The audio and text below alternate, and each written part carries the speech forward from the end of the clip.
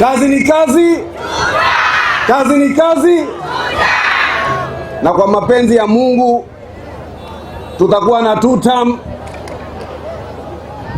ya Rais William Ruto, tutakuwa na 1st term ya ndugu yetu Mwaima, na tutakuwa na 1st term ya ndugu yetu Hassan Sarai na wengine kina Fatma Barayani.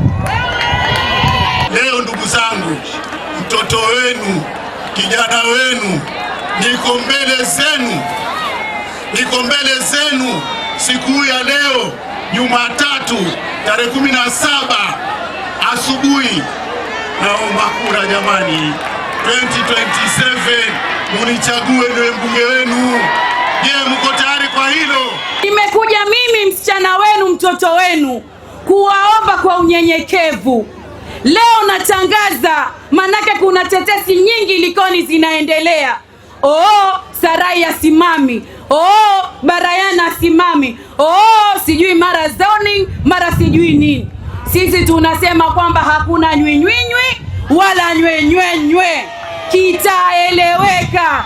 Tunasema nini? Kitaeleweka. Haiwezekani miaka nenda miaka rudi, baada ya yale tuliyopata kutoka William Ruto. Leo hapa watu wa Likoni tayari tumeona mambo ya feri yameangaziwa.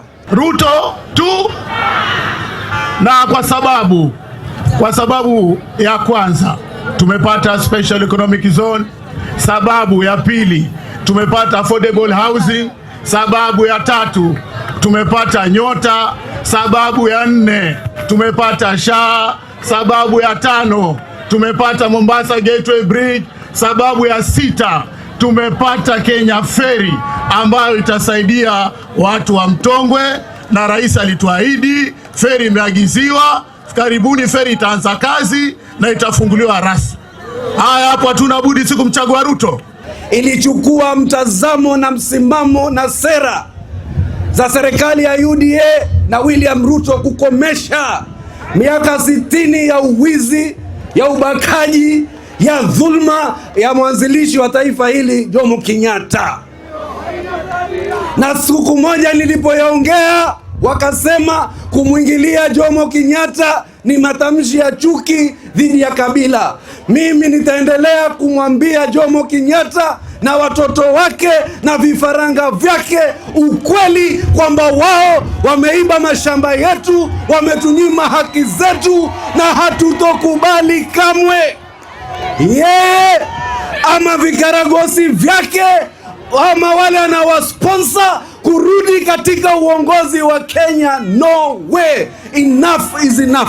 2027 mimi kama chairman wa UDA county ya Mombasa ndio nitawaletea governor wa ruling party ndani ya county ya Mombasa. Likoni, tafadhali twende tukasimama na Ruto 2 term. Wamama, niko na swali. Round moja inatosha? Round moja inatosha? Round ni ngapi? Na kushukuru sana gavana wangu Sarai kutoa habari ya feri ya Mtongwe kama itakuja na ianze kama kawaida. Manake kama ukuyasema hapa bwana Sarai maneno ya fere, binti Maringo angekuja panda juu kwa akasema naleta fere. Mwambie binti Maringo atafute nyingine. Asante sana Sarai.